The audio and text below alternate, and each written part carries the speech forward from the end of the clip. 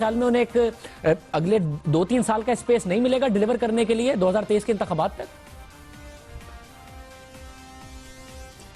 دیکھیں، پہلے army chief کی ایکسٹینشن صرف ایک پارٹی نے کرنی تھی، اب پوری پارلیمنٹ نے کی ہے. تو اگر ایک طرف تو ہم یہ کہہ رہے ہیں کہ نون لیگ اور پیپلز پارٹی نے اپنے بیانیے سے انحراف کیا ہے، لیکن دوسری طرف اس کا دوسرا نظریہ یہ ہے کہ انہوں نے ایک طرح سے اس آرمی چیف کی توسیع کے لیے ووٹ دیا ہے، اور یوں سمجھیں کہ یہ متفقہ پارلیمنٹ نے توسیع دی ہے.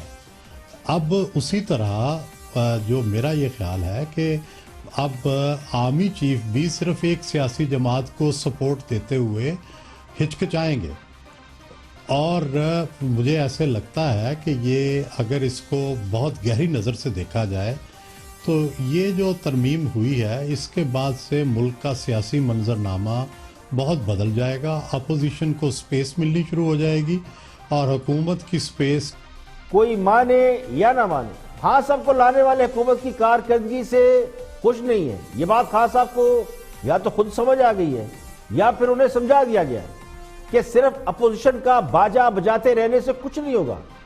1-1.5 سال تو آپ نے ادھار لے کر ادھار چکا دیا، لیکن دوسرا سال اس طرح سے گزارنا مشکل ہوگا.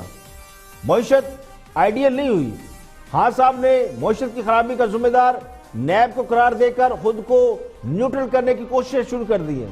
خان صاحب کو اب یاد آیا کہ نیب کی پکڑ دکڑ سے حالات خراب ہوئے، حالانکہ خود خان صاحب اور ان کے وزراء نے نیب پر دباؤ ڈال رکھا تھا، اور لگتا یوں تھا کہ نیب سے پہلے وزراء کو خبر ہوتی ہے کہ کون پکڑا جائے گا. وزراء علن اعلان بتاتے تھے کہ اب یہ پکڑا جائے گا وہ پکڑا جائے گا، اور اس سے بھی 2 ہاتھ آگے خود خان صاحب نے کام کیا. جب ملکوں جا کر انہوں نے کرپشن کا ڈھڈورا پیٹا، سابق حکمرانوں کو دنیا کی نظروں میں زیرو کرنے کے لیے، مائنس کرنے کے لیے، نظروں سے گرانے کی کوشش میں اپنی معیشت کا ستیہ ناش کر لیا. تو خان صاحب کے اپنے بیانات نے معاشی حالات کو جتنا نقصان پہنچایا اس کا تو اندازہ نہیں لگایا جا سکتا، اس کی بھرپائی نہیں ہو پا رہی.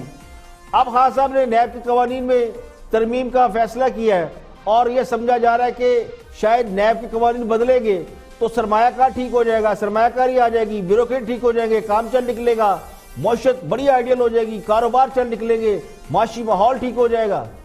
تو میرے نزدیک یہ بھی خام خیالی ہے. سرمایہ کاروں کا اعتماد کاسمیٹک میئر لینے سے نہیں بڑھتا، ماحول ٹھیک ہونے سے بڑھتا ہے. ماحول آئیڈیلائز ہوتا ہے، پالیسیاں ٹھیک ہونے سے سرمایہ کاری ہوتی ہے. یہ بات خان صاحب کے خیر خواہوں کو بھی سمجھ آ رہی ہے کہ یہ بھی کاسمیٹکس میئر ہے، ڈگ ٹپاؤ کام ہے. اس لیے اب اپوزیشن جماعتوں کو کم از کم لوپ میں لے لیا گیا ہے اور تیاری شروع کر دی گئی ہے.